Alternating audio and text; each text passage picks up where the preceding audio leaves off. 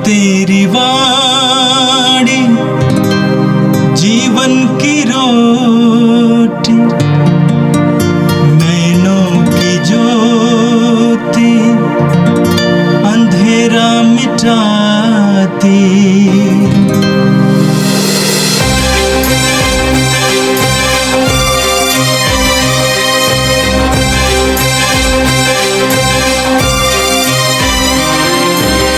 प्रभु तेरी वाणी जीवन की रोटी, नैनों की ज्योति अंधेरा मिटाती।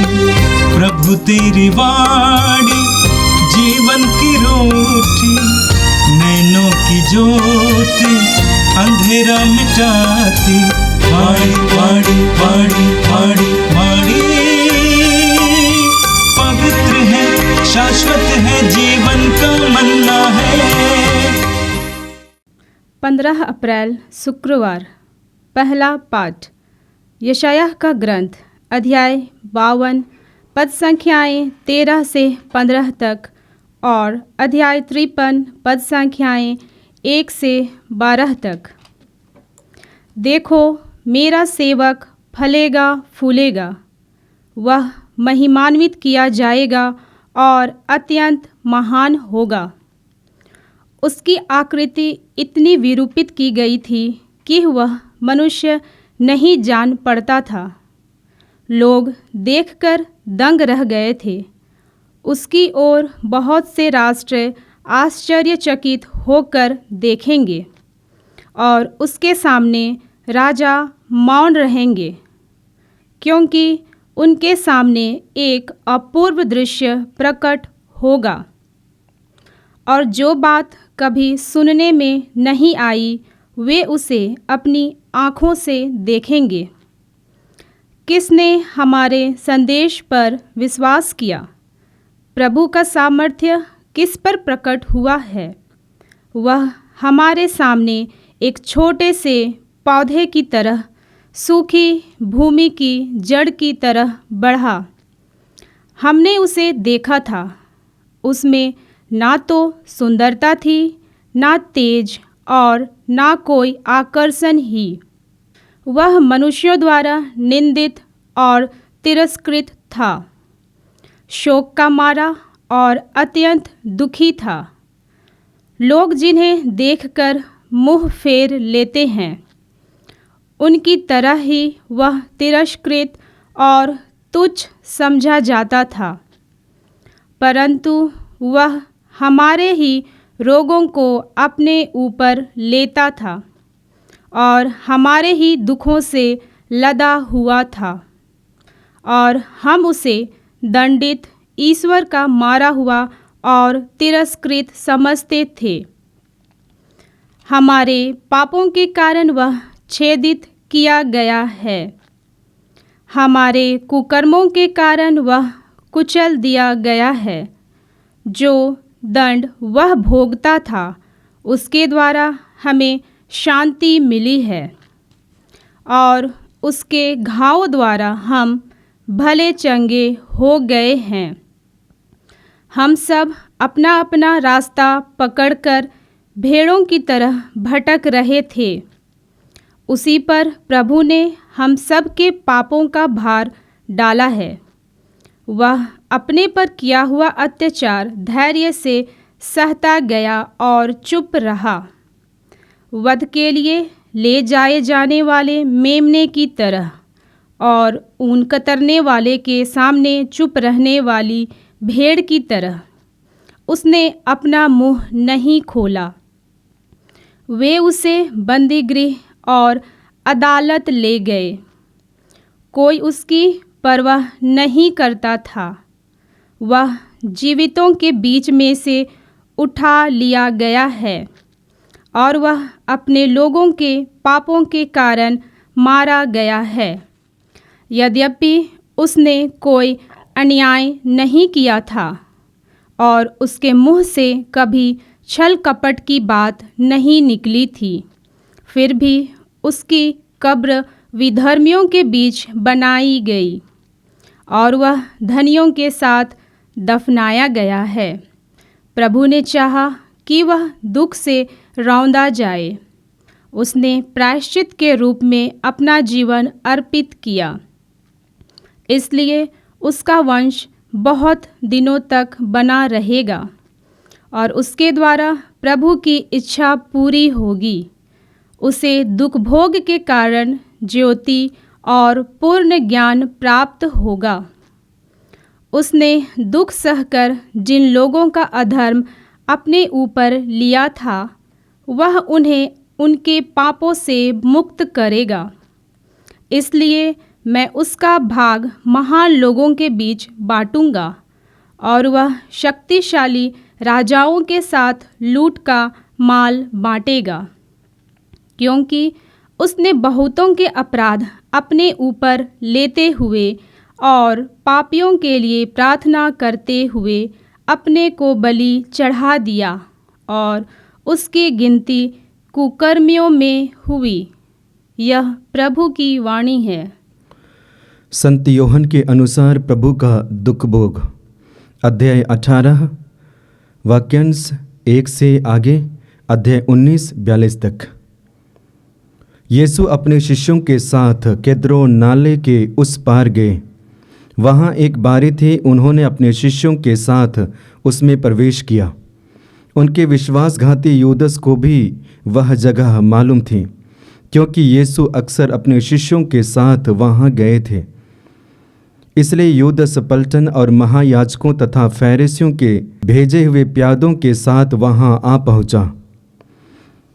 वे लोग लालटेनें, मशाले और हथियार लिए थे। यीशु यह जानकर कि मुझ पर क्या क्या बीतेगी, आगे बढ़े और उनसे बोले, किसे ढूंढते हो? उन्होंने उत्तर दिया, यीशु नाजरी को।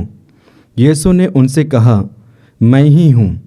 वहाँ उनका विश्वासघाती यूदस भी उन लोगों के साथ खड़ा था। तब यीशु ने उनसे कहा, मैं ही हूँ, तो वे पीछे हटकर भूमि पर गिर पड़े।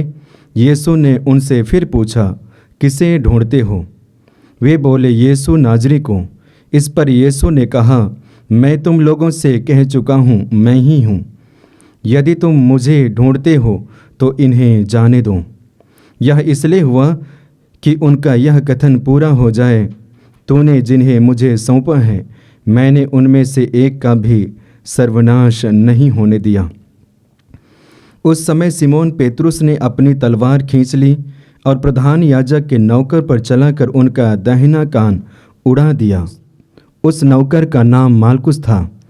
यीशु ने पेतरुस से कहा, तलवार मयान में रख लो। जो प्याला पिता ने मुझे दिया है, क्या मैं उसे नहीं पीऊं? तब पलटन कैप्टन और यहूदियों के प्यादों ने यीशु को पकड़कर बांध लिया।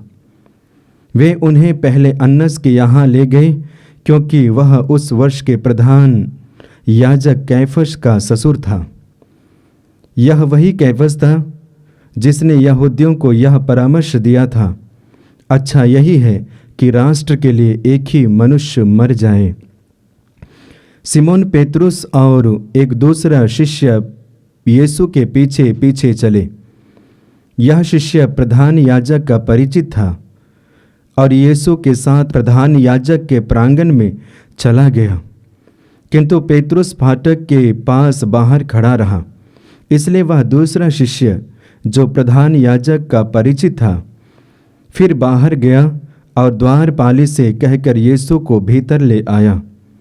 द्वारपाली ने पेतरुस से कहा, कहीं तुम तो उस मनुष्य के शिष्य नहीं हो? उन्होंने उत्तर दिया, नहीं हूँ। जाड़े के कारण नौकर और प्यादे आग सुलगा कर ताप रहे थे। पेतरुस भी उनके साथ आग तापने लगा। प्रधान याजक ने यीशु से उनके शिष्यों और उनकी शिक्षा के विषय में पूछा। यीशु ने उत्तर दिया, मैं संसार के सामने प्रकट रूप से बोला हूँ। मैंने सदा सभागृह और मंदिर में, जहाँ सब यहूदी एकत्र हुआ करते हैं, उनकी शिक्षा दी है। मैंने गुप्त रूप से कुछ नहीं कहा। यह आप मुझसे क्यों पूछते हो? उनसे पूछ लीजिए जिन्होंने मेरी शिक्षा सुनी है। वे जानते हैं कि मैंने क्या कहा है। इस पर खड़े प्यादों में से एक ने यीशु को थप्पड़ मारकर कहा, तुम प्रधान याजक को इस तरह जवाब देते हो?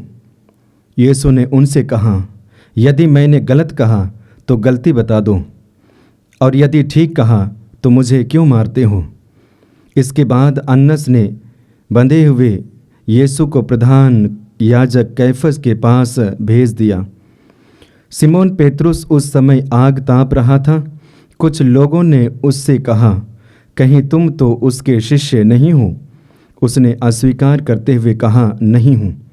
प्रधान याजक का एक नौकर उस व्यक्ति का संबंधी था जिसका कान पेतरुस ने उड़ा दिया था। उसने कहा, क्या मैंने तुमको उसके साथ बारी में नहीं देखा था? पेतरुस ने फिर अस्वीकार किया और उसी क्षण मुर्गे ने बांग दी। तब वे यीशु को कैफस के यहाँ से राज्यपाल के भवन ले गए। अब भोर हो गया था। उन्होंने इसलिए भवन में प्रवेश नहीं किया कि वे अशुद्ध न हो जाएं, बल्कि पास्का का मेमना खा सकें। पिलातुस बाहर आकर उनसे मिला और बोला, आप लोग इस मनुष्य पर कौन सा अभियोग लगाते हैं? उन्होंने उत्तर दिया, यदि यह कुकर्मी नहीं होता तो हमने इसे आपके हवाले नहीं किया होता। पिलातुस ने उनसे कहा, आप लोग इसे ले जाइए और अपनी संहिता के अनुसार इसका न्याय कीजिए। यहूदियों ने उत्तर दिया, हमें किसी को प्राणदंड देने का अधिकार नहीं है। यह इसलिए हुआ कि यीशु का वह कथन पूरा हो जाए जिसके द्वारा उन्होंने संकेत किया था कि उनकी मृत्यु किस प्रकार की होगी। तब पिलातुस ने भवन में वापस जाकर यीशु को बुला भेजा और उनसे कहा, क्या तुम यहूदियों के राजा हो? यीशु ने उत्तर दिया, क्या आप यह अपनी ओर से कहते हैं या दूसरों ने आपसे मेरे विषय में यह कहा है? पिलातुस ने कहा, क्या मैं यहूदी हूँ? तुम्हारे ही लोगों ने और महायाजकों ने तुम्हें मेरे हवाले कर दिए हैं। तुमने क्या किया है? यीशु ने उत्तर दिया, मेरा राज्य इस संसार का नहीं है। यदि मेरा राज्य इस संसार का होता तो मेरे अनुयायी लड़ते और मैं यहूदियों के हवाले नहीं किया जाता, परंतु मेरा राज्य यहाँ का नहीं है। इस पर पिलातुस ने उनसे कहा, तो तुम राजा हो? यीशु ने उत्तर दिया, आप ठीक कहते हैं, मैं राजा हूँ। मैं इसलिए जन्मा और इसलिए संसार में आया हूँ कि सत्य के विषय में साक्ष्य दूँ। जो सत्य के पक्ष में है वह मेरी सुनता है। पिलातुस ने उनसे कहा, सत्य क्या है? वह यह कहकर फिर बाहर गया और यहूदियों के पास आकर उसने उनसे कहा, मैं तो उसमें कोई भी दोषी नहीं पाता हूँ, लेकिन तुम्हारे लिए पास्का के अवसर पर एक बंदी को रिहा करने की प्रथा है। क्या तुम लोग चाहते हो कि मैं तुम्हारे लिए यहूदियों के राजा को रिहा कर दूं? इस पर वे चिल्लाने लगे, इसे नहीं, बरअब्बस को। बरअब्बस तो डाकू था। तब पिलातुस ने यीशु को ले जाकर कोड़े लगाने का आदेश दिया। सैनिकों ने कांटों का मुकुट गूंथकर उनके सिर पर रख दिया और उन्हें बैगनी कपड़ा पहनाया। फिर वे उनके पास आकर कहने लगे, यहूदियों के राजा प्रणाम, और वे उन्हें थप्पड़ मारते जाते थे।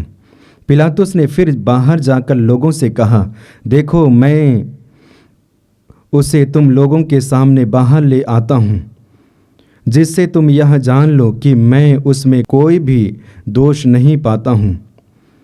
तब यीशु कांटों का मुकुट और बैगनी कपड़ा पहने बाहर आए। पिलातुस ने लोगों से कहा, यही है वह मनुष्य। महायाजक और प्यादे उन्हें देखते ही चिल्ला उठे, इसे क्रूस दीजिए, इसे क्रूस दीजिए। पिलातुस ने उनसे कहा, तुम ही इसे ले जाओ और क्रूस पर चढ़ाओ, मैं तो इसमें कोई भी दोष नहीं पाता। यहूदियों ने उत्तर दिया, हमारी एक संहिता है और उस संहिता के अनुसार यह प्राणदंड के योग्य है।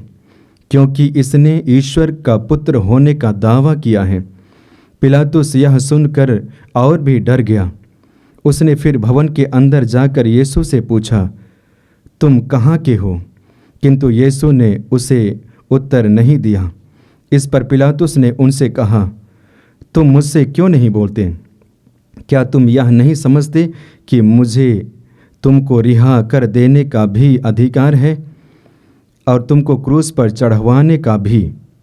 यीशु ने उत्तर दिया, यदि आपको ऊपर से अधिकार ना दिया गया होता तो आपका मुझ पर कोई अधिकार नहीं होता। इसलिए जिसने मुझे आपके हवाले कर दिया है वह अधिक दोषी है।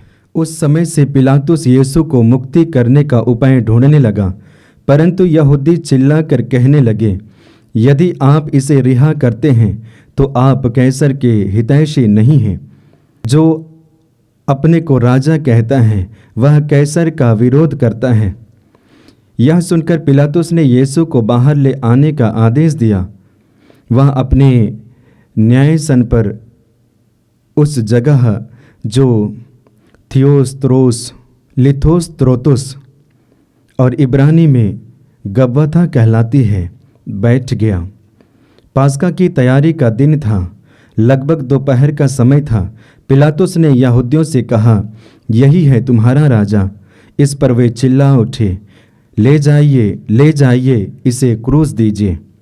पिलातुस ने उससे कहा, क्या मैं तुम्हारे राजा को क्रूस पर चढ़वा दूं? महायाजकों ने उत्तर दिया, कैसर के सिवा हमारा कोई राजा नहीं है। तब पिलातुस ने यीशु को क्रूस पर चढ़ाने के लिए उनके हवाले कर दिया। वे यीशु को ले गए और वह अपना क्रूस ढोते हुए खोपड़ी की जगह नमक स्थान गए। इब्रानी में उसका नाम गोलगोथा है। वहाँ उन्होंने यीशु को और उनके साथ और 2 व्यक्तियों को क्रूस पर चढ़ाया, एक को इस ओर और दूसरे को उस ओर, और बीच में यीशु को। पिलातुस ने एक दोष पत्र भी लिखवा कर क्रूस पर लगवा दिया।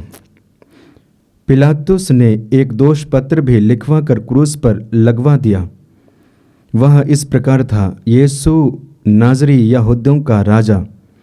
बहुत से यहूदियों ने यह दोष पत्र पढ़ा, क्योंकि वह स्थान जहाँ यीशु क्रूस पर चढ़ाए गए थे शहर के पास ही था, और दोष पत्र इब्रानी, लातीनी और यूनानी भाषा में लिखा हुआ था। इसलिए यहूदियों के महायाजकों ने पिलातुस से कहा, आप ना लिखिए यहूदियों का राजा, बल्कि इसने कहा कि मैं यहूदियों का राजा हूँ। पिलातुस ने उत्तर दिया, मैंने जो लिख दिया सो लिख दिया। यीशु को क्रूस पर चढ़ाने के बाद सैनिकों ने उनके कपड़े ले लिए और कुर्ते के सिवा उन कपड़ों के 4 भाग कर दिए। हर सैनिक के लिए एक भाग। उस कुर्ते में सीवन नहीं था। वह ऊपर से नीचे तक पूरा का पूरा बना हुआ था। उन्होंने आपस में कहा, हम इसे नहीं फाड़ेंगे, चिट्ठी डालकर देख लें कि यह किससे मिलता है। यह इसलिए हुआ कि धर्म ग्रंथ का यह कथन पूरा हो जाए, उन्होंने मेरे कपड़े आपस में बांट लिए और मेरे वस्त्र पर चिट्ठी डाली। सैनिकों ने ऐसा ही किया। यीशु की माता, उसकी बहन क्लोपस की पत्नी मरियम और मरियम मगदलेना उनके क्रूस के पास खड़ी थी। यीशु ने अपनी माता को और उनके पास अपने शिष्य को, जिससे वह प्यार करते थे, देखा। उन्होंने अपनी माता से कहा, भद्रे, यह आपका पुत्र है। इसके बाद उन्होंने उस शिष्य से कहा, यह तुम्हारी माता है। उस समय से उस शिष्य ने उसे अपने यहाँ आश्रय दिया। तब यीशु ने यह जानकर कि अब सब कुछ पूरा हो चुका है, धर्म ग्रंथ का लेख पूरा करने के उद्देश्य से कहा, मैं प्यासा हूँ। वहाँ खट्टी अंगूरी से भरा एक पात्र रखा था।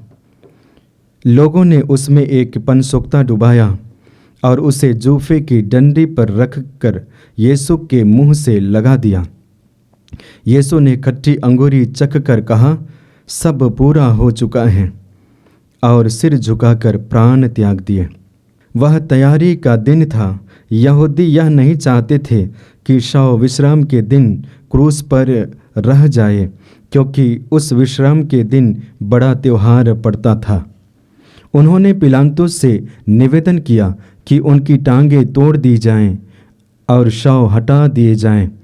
इसलिए सैनिकों ने आकर यीशु के साथ क्रूस पर चढ़ाए हुए पहले व्यक्ति की टांग तोड़ दी, फिर दूसरे की भी। जब उन्होंने यीशु के पास आकर देखा कि वह मर चुके हैं, तो उन्होंने उनकी टांगें नहीं तोड़ी, लेकिन एक सैनिक ने उनकी बगल में भाला मारा और उनमें से तुरंत रक्त और जल बह निकला। जिसने यह देखा है वही इसका साक्ष्य देता है और उसका साक्ष्य सच्चा है। वह जानता है कि मैं सच बोलता हूँ, जिससे आप लोग भी विश्वास करें। यह इसलिए हुआ कि धर्म ग्रंथ का यह कथन पूरा हो जाए, उसकी एक भी हड्डी नहीं तोड़ी जाएगी। फिर धर्म ग्रंथ का एक दूसरा कथन इस प्रकार है, उन्होंने जिसे छेदा है वे उसी की ओर देखेंगे। इसके बाद अरिमथिया के यूसुफ ने, जो यहूदियों के भय के कारण यीशु का गुप्त शिष्य था, पिलातुस से यीशु का शव ले जाने की अनुमति मांगी। पिलातुस ने अनुमति दे दी, इसलिए यूसुफ आकर यीशु का शव ले गया। निकोदेमुस भी पहुंचा, जो पहले रात को यीशु से मिलने आया था। वह लगभग 50 सेर का गंधरस और अंगूर का सम्मिश्रण लाया। उन्होंने यीशु का शव लिया और यहूदियों की दफन की प्रथा के अनुसार उसको सुगंधित द्रव्यों के साथ छालटी की पट्टियों में लपेटा। जहाँ यीशु क्रूस पर चढ़ाए गए थे वहाँ एक बारी थी, और उस बारी में एक नई कब्र जिसमें अब तक कोई नहीं रखा गया था। उन्होंने यीशु को वहीं रख दिया, क्योंकि वह यहूदियों के लिए तैयारी का दिन था और वह कब्र निकट ही थी।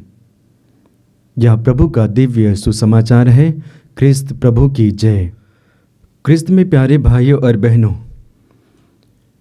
आज पुण्य शुक्रवार है और यह पुण्य शुक्रवार हमारे लिए अति महत्वपूर्ण दिन है, क्योंकि आज के दिन प्रभु यीशु मसीह हमें बचाने के लिए दुख को झेलते हैं, कष्ट उठाते हैं। बाइबल में हम पढ़ते हैं, पुराने व्यवस्थान में विशेष करके उत्पत्ति ग्रंथ में पढ़ते हैं, ईश्वर ने मनुष्य को अपना प्रतिरूप और अपना सदृश्य बनाया, और बनाने के बाद में ईश्वर ने यह कहते हुए आशीर्वाद दिया, फलो फूलो और पृथ्वी पर फैल जाओ। और जैसा परमेश्वर ने कहा वैसा ही मनुष्य बढ़ते गए। लेकिन आगे हम वचन में पढ़ते हैं, जैसे जैसे हम बढ़ते गए, अर्थात मनुष्य की संख्या बढ़ते गई, वैसे वैसे उनके जीवन में पाप का भी प्रवेश होता गया। और इस तरह से मनुष्य के जीवन में पाप भर गया, संसार में पाप भर गया। और इन्हीं पापों से बचाने के लिए परमेश्वर अपने इकलौते पुत्र को संसार में भेजते हैं। और उसी यीशु के बारे में आज के प्रथम पाठ में हम सुनेंगे और सुने हैं। नबी यशायाह का ग्रंथ में हम पढ़ते हैं, वहाँ पे वचन में हम देखते हैं, वचन इस प्रकार है, वह हमारे ही रोगों को अपने ऊपर लेता था और हमारे ही दुखों से लदा हुआ था, और हम उसे दंडित, ईश्वर का मारा हुआ और तिरस्कृत समझते थे। हमारे पापों के कारण वह छेदित किया गया, हमारे कुकर्मों के कारण वह कुचल दिया गया। जो दंड वह भोगता था उसके द्वारा हमें शांति मिली है, और उनके घावों के द्वारा हम भले चंगे हो गए हैं। वचन बताता है कि जो दंड वह भोगता था उसके द्वारा हमें शांति मिली है, और उनके घावों के द्वारा हम भले चंगे हो गए हैं। प्रभु का ये वचन इस बात को दर्शाता है कि यीशु मसीह हमें बचाने के लिए, पापों से छुड़ाने के लिए, मृत्यु के बंधन से आज़ाद कराने के लिए दुख के मार्ग को चुनते हैं, कष्ट के मार्ग को चुनते हैं, और उसके जरिए यीशु हमें उद्धार करते हैं। वचन में हम पढ़ेंगे विशेष करके रोमियो के नाम पत्र अध्याय 3 वाक्य 25 में। वचन इस प्रकार है, ईश्वर ने चाहा कि ईसा अपना रक्त बहाकर पाप का प्रायश्चित करे और हम विश्वास द्वारा उसका फल प्राप्त करें। ईश्वर ने चाहा कि अपने एकलौते पुत्र यीशु मसीह खून बहाए और जितने भी लोग यीशु पर विश्वास करें वे अनंत जीवन में प्रवेश करेंगे, उनके पाप क्षमा हो जाएंगे। और ये प्रभु के वचन आज के दिन पूरा होने को है, क्योंकि आज यीशु गिरफ्तार किए जाएंगे और गिरफ्तार के बाद यीशु कष्ट झेलेंगे, अपमानित होंगे, मृत्यु को स्वीकारेंगे और तीसरे दिन मृतकों में से जी उठेंगे। और विशेष करके आज के सुसमाचार में हम लोगों ने पढ़ा प्रभु यीशु मसीह के दुख भोग के बारे में, कैसे यीशु को लोग ढूंढते हैं, यीशु को ढूंढते हैं और यीशु ने पहचान लिया कि ये मुझे ढूंढ रहे हैं। और यीशु कहते हैं कि तुम किसे ढूंढते हो। अब उन्होंने कहा कि हम यीशु नाज़री को ढूंढ रहे हैं। यीशु ने कहा कि मैं वही हूँ। इस तरह से प्रभु यीशु मसीह दुख, पीड़ा, दर्द को जानते हुए भी उनके हाथों में अपने आप को हवाले कर देते हैं, समर्पित करते हैं। और इसलिए करते हैं क्योंकि हमें उद्धार करना चाहते हैं, हमें पापों से बचाना चाहते हैं। आज के सुसमाचार को जब हम गहराई से मनन चिंतन करेंगे तो कई सारे बिंदुओं के ऊपर हम मनन चिंतन कर सकते हैं। और उनमें से पेतरुस के बारे में हम मनन चिंतन कर सकते हैं। पेतरुस को प्रभु यीशु मसीह ने बुलाया था, पेतरुस को मुख्य रोल दिलाया था, लेकिन वही पेतरुस प्रभु यीशु मसीह को 3 बार अस्वीकार करते हैं, प्रभु को तिरस्कार करते हैं। लेकिन अंत में वही पेतरुस प्रभु यीशु को भी स्वीकारते हैं। ये हमारे जीवन के बारे में बताता है कि हमारा जीवन भी इसी प्रकार है। प्रभु हमारे लिए आए हैं, आपके लिए आए हैं, मेरे लिए आए हैं। वही यीशु हमारे लिए दुख झेल रहे हैं, लेकिन हम उसी प्रभु को अस्वीकार करते हैं। पेतरुस को देख लीजिए कि यीशु शिष्यों के लिए, संपूर्ण मानव जाति के लिए दुख उठा रहे हैं। जानते हुए भी पेतरुस तिरस्कार कहते हैं कि मैं यीशु का शिष्य नहीं हूँ। एक तरह से ये हमारा जीवन को बताता है कि कभी कभी हम भी पेतरुस की तरह परमेश्वर और यीशु को तिरस्कार करते हैं, अपने स्वभाव के द्वारा, अपने व्यवहार के द्वारा, अपने कार्यों के द्वारा। हालांकि प्रभु हमारे लिए अपने प्राणों को न्यौछावर करना चाहते हैं और करते हैं। क्रिस्त में प्यारे भाइयों और बहनों, जब हम पुण्य शुक्रवार में प्रवेश किए हैं तो प्रभु यीशु मसीह के दुख भोग के बारे में मनन चिंतन करते हैं कि हमारे लिए कष्ट, हमारे लिए दुख और हमारे लिए अपमानित होते हैं और अंत में मर जाते हैं और तीसरे दिन पुनर्जीवित होते हैं। और जितने भी लोग प्रभु यीशु मसीह पर विश्वास करते हैं वे प्रभु यीशु में जीवित रहते हैं, अनंत जीवन को प्राप्त करते हैं। तो आइए, जब आज हम पुण्य सप्ताह अर्थात इस शुक्रवार में हैं, अपने आप को पूर्ण रूप से तैयार करें ताकि प्रभु जो हमारे लिए आए हैं, हमारे लिए और हमें बचाने के लिए, उसी प्रभु पर अपना विश्वास को गहरा और मजबूत करते रहें, ताकि हम निरंतर परमेश्वर के साथ जुड़े रहें, यीशु के साथ बने रहें और प्रभु की आशीष हमारे जीवन में बहती रहे। इसके लिए प्रभु हमें आशीष दें। पिता और पुत्र और पवित्र आत्मा के नाम पर आमीन। प्रभु तेरी वाणी जीवन की रोटी, नैनों की ज्योति अंधेरा मिटाती। वाणी वाणी वाणी वाणी वाणी पवित्र है, शाश्वत है, जीवन का मन्ना है।